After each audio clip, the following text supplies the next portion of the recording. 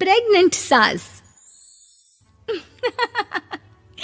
जमाना कितना भी बदल जाए, इतना भी नहीं कि बहू घर आए और सास गर्भवती दिख जाए। देखो मीरा, माँ का पूरा ख्याल रखना है, उनसे अब काम नहीं होता है। क्यों, क्या हो गया है? तुम्हारी माँ तो हट्टी कट्टी दिख रही है, पूरी शादी में घोड़ी की तरह नाची है, अब क्यों काम नहीं होता उनसे? वो माँ प्रेग्नेंट है ना, बच्चा होने वाला है। मैं कभी भी भाई बन जाऊंगा इस साल के अंत तक। क्या बोल रहे हो? वो सर पर हाथ रखकर बैठ जाती है। यार, पहले क्यों नहीं बताया? कैसा मजाक है ये? झूठ बोल रहे हो ना? हाँ, झूठ बोल रहे हो ना? तभी ससुर की आवाज आती है। बहू, पानी गरम कर दे, तेरी सास को दवाई देनी है। समय पर दवाई ना दी तो परेशानी हो जाएगी। और हाँ, जरा काजू पीस कर दूध में मिलाकर ले आना। तेरी सास खुद से तो अपनी संभाल करेगी नहीं। हे भगवान, ये मैं क्या सुन रही हूँ? ये ससुर जी को क्या हो गया है? मैं क्या सोच कर आई थी? हाय रे, मैं तो किसी को मुंह भी नहीं दिखा पाऊंगी।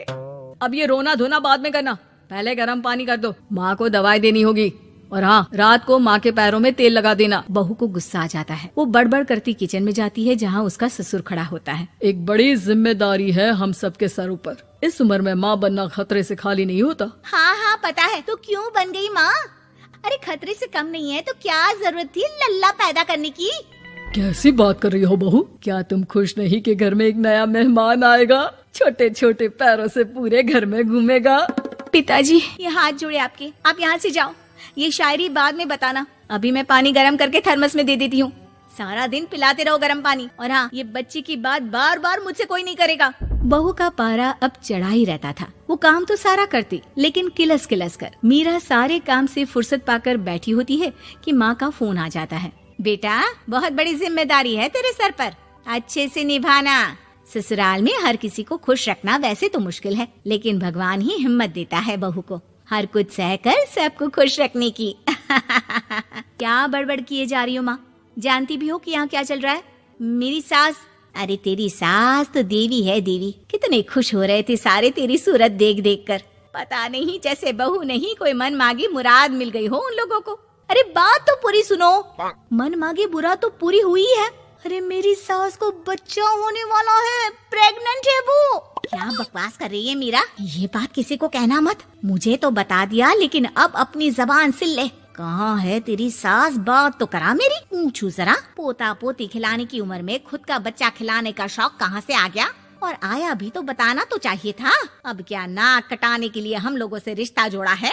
रुक, तेरे पापा से बात करती हूँ। मीरा फोन रखकर लेट जाती है। वो एक सपना देखती है कि उसकी गोद में एक बच्चा खेल रहा है। भाभी की गोद में कितना खुश दिख रहा है ना, लग ही नहीं रहा कि भाभी है। मैं तेरे लिए क्या लाया हूँ, सोने की बालियाँ। तेरी शादी में तो मैं बुढ़ा हो जाऊंगा ना। अरे कैसी बात कर रहा है बेटा, इसकी जिम्मेदारी तो तू ही लेगा। हम लोगों का तो कोई भरोसा नहीं, कब ऊपर वाला उठा ले। बहू को सास को देख देख कर गुस्सा आ रहा था। तभी वहाँ पड़ोसन आ जाती है। अरे बहू, तुझसे तो पूछने से भी डर लगता है कि कब खुशखबरी सुना रही है। अब तो अपनी 1 महीने की ननद की ही जिम्मेदारी संभाल ले, बहुत है। अपने जेवर भी रख देना और पैसे भी जमा करना शुरू कर दे। वो बात आगे बढ़ाती उससे पहले ही बहू जोर से चिल्लाकर उठ जाती है। नहीं नहीं नहीं नहीं, मैं अपने जेवर किसी को नहीं दूंगी। अरे कौन ले रहा है तुम्हारे जेवर? तुम औरतें भी ना सपने में भी जेवर ही संभालती रहती हो। मैंने जो सपना देखा है ना, सुनोगे तो होश उड़ जाएंगे। अच्छा, तुम अपना सपना बाद में बताना, पहले मेरा सुनो। कल मैंने इतना अच्छा सपना देखा कि अगर वो पूरा हो जाता है ना तो मैं तुम्हारे लिए रानी हार बनवा दूंगा। बहू अब सारे गम भूलकर पति का सपना सुनने में लग जाती है। अरे क्या सपना था, बताइए ना। बोलिए भी तो, क्या सपना है? मैं पूरा कर दूंगी अगर बात रानी हार की है तो। बोलिए बोलिए। मैंने रात को सपना देखा कि माँ को बेटी हुई है और मुझे बहन। सच्ची, इस घर में बेटी हो जाए तो मैं तो झूम ही उठूं। मीरा का मुंह बन जाता है। वो चुप हो जाती है और सपने की बात याद करती है कि बेटी हुई तो उसे ही अपने गहने उसे देने होंगे। फिर तो रानी हार की जरूरत पड़ेगी ही। भाई लड़की बड़ी होगी, उसकी शादी होगी तो जेवर तो चढ़ाने ही होंगे ना, कहाँ से आएंगे वो? कितनी समझदार हो तुम मीरा। मैंने भी यही सोचकर तुम्हारे लिए रानी हार लेने का सोचा था। अरे फूटी किस्मत मेरी जो ऐसा परिवार मिला। मेरे पापा की तो मैं अभी क्लास लगाती हूँ, जो सब जानते हुए भी ऐसे परिवार में मेरी शादी कर दी। बहू पिता को फोन लगाने ही वाली होती है कि ससुर की फिर से आवाज आती है। बहू गरम पानी ले आ जल्दी, थर्मस में खत्म हो गया है। बाद में खबर लेती हूँ मैं पापा की, पहले सास को गर्म पानी दिया हूँ।